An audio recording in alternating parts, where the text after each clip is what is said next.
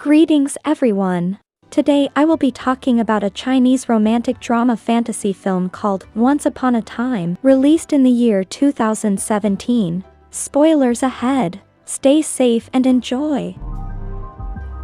The first scene of the film takes place in a village in heaven, where an average girl with the name Susu and her maid are attempting to flee from the heavenly guards while carrying Susu's son Ollie with them. At last, Susu gave Ollie over to her maid, and then she made the decision to end her own life by jumping off the sky. To everyone's surprise, while she is falling down, Susu undergoes a transformation into the god or goddess known as Baiqian, a nine-tailed fox who is the ruler of the magical land known as Qingqiu Kingdom. After that, she awoke in the kingdom of Qingqiu, where her best friend named Shiyan was waiting for her. Shiyan informed her that she had just awoken from the dream. Despite this, Baiqian agreed with her friend, ignoring the fact that she had completely lost all memory of her previous guise as Susu. After that, the story skips ahead in time 300 years later. In modern times, Baiqian lives independently with animals and a variety of other creatures, all of whom get along well. One day, the East Sea King sends Baiqian an invitation to a party. However, she declines the invitation because she does not wish to meet the crown prince of the Heaven tribe and her betrothed at the party. Baiqian reveals that her father has made the announcement that she will eventually marry the crown prince named Yihua, who is approximately 90,000 years younger than she is. However, after being persuaded by her close friend, Baiqian made the decision to go to the party in order to maintain the good relationship that existed between her kingdom and the heavenly tribe. It wasn't long before she arrived at the East Sea Palace, and because the sun was shining even brighter than usual that day, Baiqian decided to cover her eyes with a piece of delicate silk before she went inside. After that, she enters the hall where everyone is already gathered and waiting for the East Sea King. During this time, two of the fairies are having a conversation about the presence of Crown Prince Yihua, who is said to have a son, but no one is sure who gave birth to him. After hearing this, Baiqian approaches the two fairies and tells them that she knows the Crown Prince Yihua is already engaged with the Qingqiu Emperor. She then conceals her identity as the Qingqiu Emperor while doing so. Suddenly, the two fairies started to be shocked, while at the same time they were claiming that it was impossible because the Qingqiu Emperor was 140,000 years old, while the Crown Prince was 90,000 years old. When Baiqian hears this, she becomes enraged because the fairies mistook her for the elderly woman. As a consequence of this, Baiqian used her magic fan to injure the two fairies, which resulted in them collapsing and feeling ashamed at that precise moment. After that, Baiqian left the hall and went to the garden to look for more wine. When she arrived there, however, she came face to face with a young boy who made an attempt to approach her. The young boy admits that he witnessed Baiqian using the magic fan to cause harm to the fairies earlier, which is why he wants to borrow the magic fan from Baiqian so that he can play with it for a while. On the other hand, it appears that Baiqian does not give it to him. However, all of a sudden, the boy quickly takes the fan away from her and runs from the location. Baiqian is startled and immediately begins to pursue the boy, but she quickly loses all traces of him. Shortly after that, she notices that her magic fan has fallen from the fairy and landed nearby. This allows Baiqian to confirm that the fairy was responsible for the boy's abduction. After that, Baiqian attacks that fairy in order to demand the boy, but the fairy reveals that she is actually the demon queen who is sworn enemies of the heavenly tribe and wants to kidnap the boy. Baiqian then demands the boy from the fairy. The next thing that happens is that Baiqian and the demon queen fight each other while the boy picks up the magic fan and uses it to aid Baiqian, which causes the demon queen to flee the scene.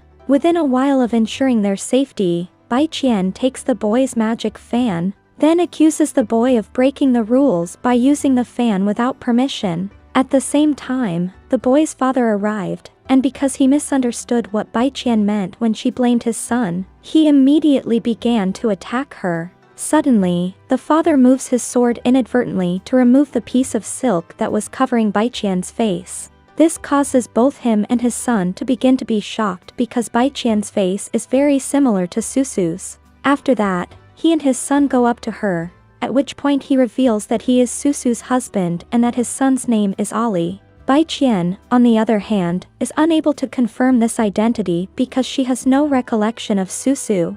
In the meantime, the East Sea King arrived at the scene, and Bai Qian disclosed to him her true identity as the Qingqiu Emperor. The East Sea King then extends his salutations of greetings to her, but it comes as something of a surprise that when the king sees Ali's father, he calls him the Crown Prince. This indicates that Ali's father is Yi Hua, who is Bai Qian's betrothed. Despite the fact that their identities are exposed, Bai Qian continues to dislike him because he lets his son spend time alone, and comes dangerously close to being abducted by the Demon Queen. After that, she decided to leave them, but at that moment, Yi Hua's concubine named Su Jin arrived, and Bai Qian appears to be interested in her eyes. Bai Qian claims that she has never seen eyes of such stunning beauty before, and she is extremely grateful to her for possessing them before she left that location. After that day, Bai Qian went back to the Qingqiu Kingdom, where she met Shi Yan and told him about the events that took place at the party. In addition to this, she inquired about Susu's backstory from Shi Yan, who responded that Susu was a mortal who passed away about 300 years ago. After that, Bai Qian went back to her house, but to her surprise, she ran into Ali and Yi Hua, who insisted on staying with her for a while to see if they could develop romantic feelings for one another while they were there. In light of the fact that she and Yi Hua have been committed to one another, Bai Qian reluctantly consented. On that particular day, Yi Hua went into the kitchen, and he cooked some of the food for Bai Qian. While the movie demonstrated that Yi Hua was an excellent cook, after that, Bai Qian samples his accomplishment, and while she finds it to be very satisfying, she cannot help but wonder how he is able to anticipate her preferences so accurately. In the meantime, the movie reveals that Yi Hua cooked this food only for the purpose of determining whether or not Bai Qian is actually Susu. This is because this food used to be Susu's favorite food. As a direct consequence of this, Yi Hua is under the impression that after Susu leaps from the heavenly tribe, she was undoubtedly reborn as Bai Qian.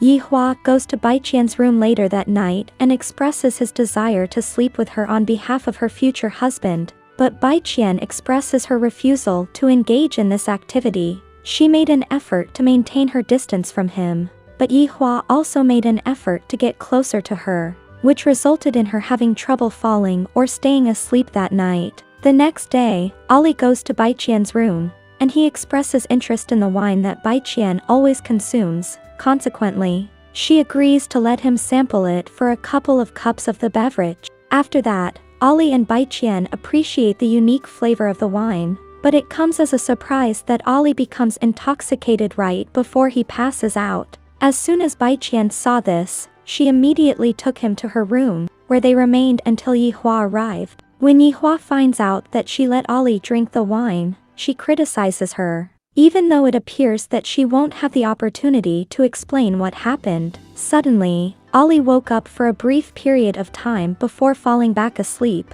which caused Yi Hua to pause in her attempts to blame her and to smile once more. The next day, Yi Hua's concubine Su Jin traveled to the Qingqiu Kingdom in an attempt to convince Ali to join the heavenly tribe. However, Ali did not accept her offer. After that, Su Jin gives chase to Ali until he enters a small cave and discovers Bai Qian's master named Mo Yuan. Mo Yuan has a face that is similar to Yi Hua, and his body has become frozen in a block of ice. Su Jin is able to discover that Mo Yuan's body has been preserved in ice. While this is going on, Bai Qian makes his way there, and Su Jin makes a dash for the entrance of the cave. At that point, Su Jin came face to face with Bai Qian at the cave's entrance, and she demanded to be taken to the Heaven Tribe. Su Jin is given the order to leave, and Yi Hua promises that the Heaven Tribe will be returned within the next few days. At the same time, Yi Hua tells Su Jin to leave first and guarantees that the Heaven Tribe will be returned. Meanwhile, in the Demon Kingdom, the Demon Queen is seen sobbing because her son perished as a result of the curse placed on them by the Heaven Tribe. As a consequence of this, the Demon Queen traveled to the East Sea in order to kidnap Ali due to the fact that Ali is able to bring her own dead son back to life by using his blood. During the time that she is crying, Sujin arrives at the location and reveals that she is aware that the Demon Queen abducted Ollie at the East Sea. Sujin then threatened to report her actions to harm Ollie to the Heavenly Tribe, but if the Demon Queen wishes to keep it a secret, the Demon Queen must assist her in removing Baiqian from the equation. There is no other option because the Demon Queen shares her opinion. While this was going on, Yi Hua, Ollie, and Baiqian traveled to the human world to spend more quality time with her before he and Ollie headed back to the Heavenly Tribe. When they get there, Yi Hua reveals to her that he and Susu used to live in this location in the past, and then he goes on to tell her the story of how he and Susu fell in love. He related to her that 300 years ago, he engaged in a battle with demons that lasted 7 days and 7 nights. In the end, he prevailed, but the battle left him injured, so he was reborn into the human world. There, Susu, a regular human being, discovered him, and she subsequently brought him to her home, where she nursed him back to health. Soon after that, due to Susu's generosity, he developed feelings for her, and Susu reciprocated those feelings by falling in love with him. After that, the two were able to coexist peacefully with one another. After they have finished talking, Baiqian asks him about the reason for Susu's death, but he does not tell her and instead takes Ollie to the Heavenly Tribe. After that, Baiqian made her way back to the Qingqiu Kingdom, and upon her arrival, she paid a visit to the cave where her master Mo Yuan lived. In point of fact, in order to prevent the return of the Demon King, her master Mo Yuan made the ultimate sacrifice by sacrificing himself. As a result, his soul was shattered, and his body was frozen in a block of ice. Then, Baiqian reveals that Mo Yuan is the person that she loved, and that she had been waiting for him for 70,000 years until she met the new person, Yi Hua, who has a face similar to his. Yi Hua is the person who is most like Mo Yuan. In addition, she tells him that she is extremely worn out from waiting for him, and that she sincerely hopes that he will soon resurrect before she allows herself to consider getting someone else. The next thing that happens is that Baiqian goes to see her friend Xian in order to ask him some story about Susu, but he doesn't tell her very much. In the meantime, Sujin and the Demon Queen travel to the cave, which is the location of the storage area for Mo Yuan's body, and then they remove Mo Yuan from that location. Baiqian learned of this not too much later, and she immediately became suspicious that the Demon Queen may have been the mastermind behind everything. Consequently, she made haste to locate the Demon Queen. At the same time, the body of Mo Yuan has been transported to the Demon Kingdom, and the Demon Queen has the intention of using Mo Yuan's immortal blood in order to resurrect both the Demon King and her son. This is because Mo Yuan is the god. In the meantime, Baiqian and Xian arrived and were successful in defeating the demon that was attempting to obstruct their path. This allowed Baiqian to enter the building while Xian protected her from the outside. The next thing that happens is that Baiqian encounters the Demon Queen and the guards, but despite this, she continues to attempt to fight them in order to demand Mo Yuan's body. During the course of the battle, Mo Yuan's dead body was inadvertently dragged toward the bottom of hell. As a result of seeing this, Baiqian is able to use her silk to pull Mo Yuan's body out of the pit of hell, but all of a sudden, the corpse of the Demon Queen falls into the pit instead. As a consequence of this, the Demon Queen becomes enraged and intends to destroy Mo Yuan's body. Consequently, Baiqian springs into action to protect him as soon as possible. The Demon Queen then comes dangerously close to killing her, but just in the nick of time, Yi Hua appears and draws his sword to strike at the Demon Queen. On the other hand, he did not kill the Demon Queen, rather, as a form of punishment, he forced her to serve as a slave at the location where the Demon King is held captive. After some time had passed, Baiqian and Yi Hua brought Mo Yuan's body back to the cave, and Yi Hua questioned her regarding the history of her master during this time. Baiqian reveals that 70,000 years ago, during a battle with the Demon Tribe's king, Mo Yuan sacrificed himself in order to seal away the Demon King. The battle took place 70,000 years ago. As a result, his spirit was shattered, and his body turned into a block of ice that was preserved forever. After they had finished talking, Baiqian went to the magical lake in order to heal her wound. At that time, the demon queen was attacking her. However, it comes as a complete surprise when Yihua approaches her and expresses his love for her. Bai Qian allows herself to get his love to her as a result of the fact that he was used to save Mo Yuan's body, and that she also begins to open her mind. After that, Yihua took her to live with him at the heavenly tribe, but while she was there, she encountered Susu's maid, who approached her and informed her that she had been waiting for her for 300 years. After that, Yihua took her to live with him at the heavenly tribe. However, Bai Qian asserted that she was not Susu and believed that the maid may have confused her with Susu. She believed that the maid referred to her as Susu. As soon as Yihua saw this, she gave permission for that maid to serve Bai Qian, the new master. However, Sujin appeared dissatisfied. Later on that night, Sujin sent some of the gifts to welcome Bai Qian, but after her maid saw this, she began to feel uneasy and claimed that they came there to hurt Bai Qian once more. Sujin had sent the gifts because she believed her maid was telling the truth. After that, the maid and Bai Qian try to flee once more, but this time they run into Sujin and her pet tiger.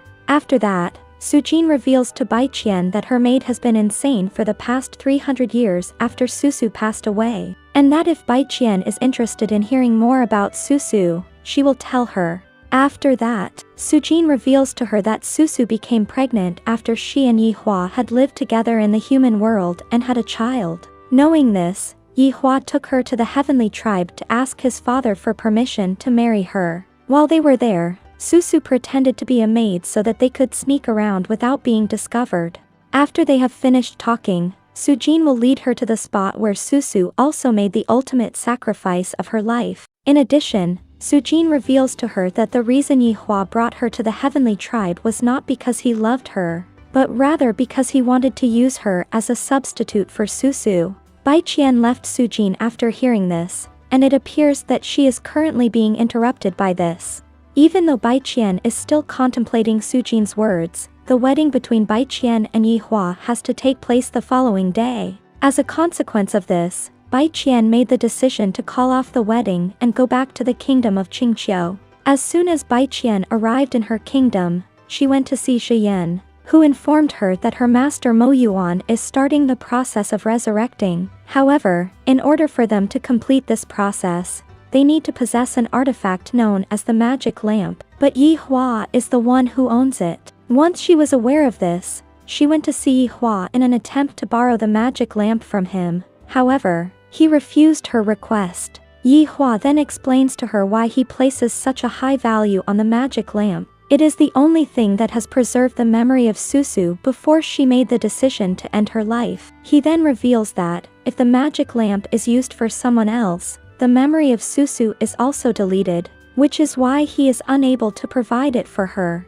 Now that Bai Qian is aware of this information, she believes that everything that Sujin told her is true because Susu is still Yihua's primary focus of attention. But despite this, Yihua reveals to her that from the very beginning up until the present, the person that he has loved is the only person whose name he called Susu before he called her name. However, Bai Qian still doesn't believe him and claims that Yihua made up the story in order to prevent her from borrowing the magic lamp before she left him. She also claims that Yihua did this intentionally. Soon after that, Bai Qian realized that the magic lamp could only be made by employing the magic grass, which is why she is in such a rush to locate it. But despite the fact that the magic grass is guarded by the monstrous creature and that it poses a significant threat, she is unconcerned about this fact. Not much longer after that, Bai Qian discovered the magic grass. However, as soon as she attempted to take it, the monster stood up and made an assault on her. After that, Bai Qian attempted to protect herself by utilizing the power that she possessed as the goddess of the nine-tailed fox, but she was still unable to put an end to the monster. In addition, she gets the attacking back and is almost killed by the monster, but luckily, Yihua shows up and helps her. After that, the two of them collaborate to vanquish the monster, but unfortunately, Yihua suffers an attack at the hands of the monster before it finally expires. After some time has passed, Bai Qian brings him back to the heavenly tribe so that they can treat his wound. In the meantime, she is fascinated by his back, which is covered in scars. But Yi Hua has not disclosed the reason he has them to her. After a few days, Yi Hua's wound has completely healed, so she decides to take Bai Qian with her to retrieve the magic lamp that she seeks. Yi Hua warns her that the contents of the magic lamp are her past,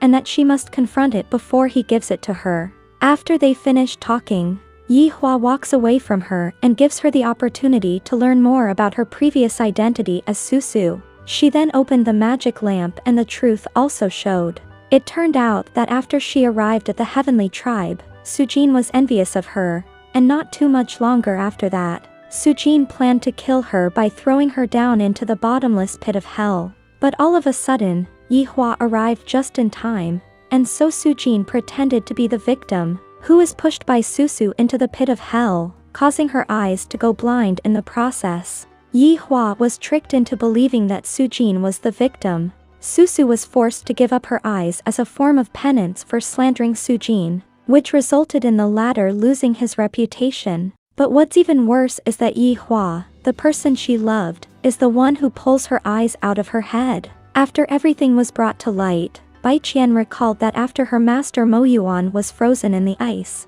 the heavenly tribe promoted her to become the nine-tailed fox goddess. However, in order to complete this process, they needed to send her to the human world for testing. Because of this, when she jumped into the pit of hell, she turned into the form of the nine-tailed fox goddess and forgot everything that happened to her as Susu. During that time, Sujin approaches her and seizes the opportunity to shove her into the bottomless pit of hell so that she can be killed once more. Yi Hua appears out of nowhere and provides assistance to Bai Qian. He also uncovers the fact that Sujin is the person responsible for the crime. However, Bai Qian is still angry with Yi Hua because of the slandering that Sujin has done since 300 years ago. As a result, Bai Qian decides to leave him and go back to the Qingqiu kingdom. There, she became the drunkard after learning her love has been hurt again and again. After it was discovered that Sujin had committed a sin, she was immediately punished by being made to work as a slave who guarded the Demon King's prison. However, before she goes there, she hugs Ali and takes the opportunity to suck some of the blood from him as well. She then proceeds to the location in question. Surprisingly, after Sujin obtained the blood of Ali, she took it upon herself to free the Demon King in order to exact her vengeance on the Heaven tribe. Because of this, the Demon King is allowed to escape, and because Yi Hua is aware of this, he makes every effort to put a stop to the demon as quickly as possible. After Yi Hua leaves, Bai Qian's maid takes Ali to meet her master, and she wants to reveal everything that she didn't know about Yi Hua from 300 years ago. The housekeeper claims that 300 years ago, Sujin not only stole Bai Qian's eyes but also intended to murder Bai Qian.